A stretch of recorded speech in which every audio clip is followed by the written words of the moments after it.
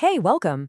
Have you ever stopped and wondered how we tell a computer, which at the end of the day is just a machine that thinks in ones and zeros, how to do all the incredible things it does?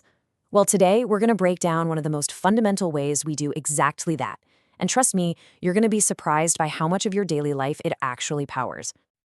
Just think about it for a second. The OS on your computer, those amazing graphics in the video games you play, even the little computer running your smart thermostat. What is the invisible engine making it all work? Well, a lot of the time, the answer is a programming language called C. It is the absolute powerhouse behind so much of the tech we use every day. Why? Because it's ridiculously fast, it's incredibly powerful, and it's so foundational that countless other languages and systems are literally built on top of it. So what even is a programming language? Well, at its heart, it's really just a list of instructions, a set of rules that a computer can understand and follow to get something done. But to make that feel a little less, abstract, let's try a different approach. Yeah, that's right. Imagine your computer is like a robot chef. It's super fast and follows instructions perfectly, but it has zero creativity. It can't guess what you want. You have to give it a perfect step-by-step recipe to get the final dish. That recipe, that's your program. And making this dish, or program, follows 4 basic steps. First, you gotta write the recipe. Then, and this is crucial, it has to be translated for our robot chef. After that, the chef gets to work, and finally, we get to see and taste the result. Let's start at the beginning. Okay, so step 1, writing the recipe. In the world of programming, this just means we're creating our C code.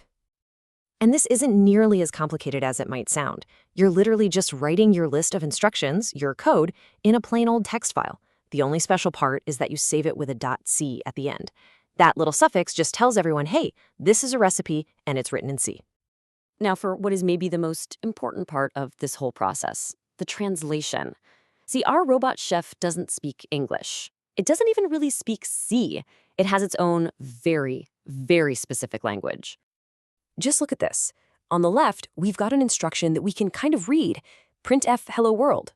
But on the right, that is what the computer's processor actually understands, a whole mess of ones and zeros. Getting from the left side to the right side, that's where the real magic happens. This whole translation process has a special name. We call it compiling. There's a program called a compiler that basically acts as our universal translator.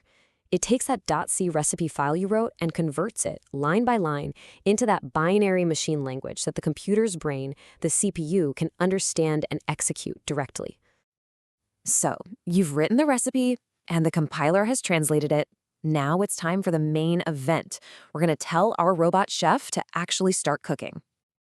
This is what we call running the program. You tell the computer, go, and its CPU just starts blazing through those binary instructions, following them perfectly, at a speed you can't even imagine.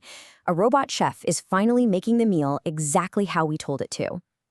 So what have we been making this entire time? What's the recipe? Well, let's look at the most classic, the most famous first program that anyone ever writes in any language. It's called Hello World. And this is it. This is our simple little recipe. Now, don't get hung up on all the symbols and weird words right now. Just focus on that one line in the middle. Printf hello world. That is our main instruction. That's the part of the recipe that tells the chef, hey, put the words hello world up on the screen. And here's our final dish. After all that, the writing, the compiling, the running, this is what we get. The text hello world just pops up on the screen. We gave the computer an instruction, it followed it, and we got our result. It worked. So let's do a super quick recap of that whole journey. You write your code in a .c file. You compile it, which translates it for the computer. Then you run the program so the computer can execute it. And finally, you get your output. Write, compile, run. That's the core cycle of pretty much all programming. So there you have it. You've just seen the entire process, from a simple idea in your head to a real working program on a computer. You now understand the basic conversation that happens between a person and a machine. And that really leads to the most exciting question of all, right? Now that you know how to say hello, what are you going to build next?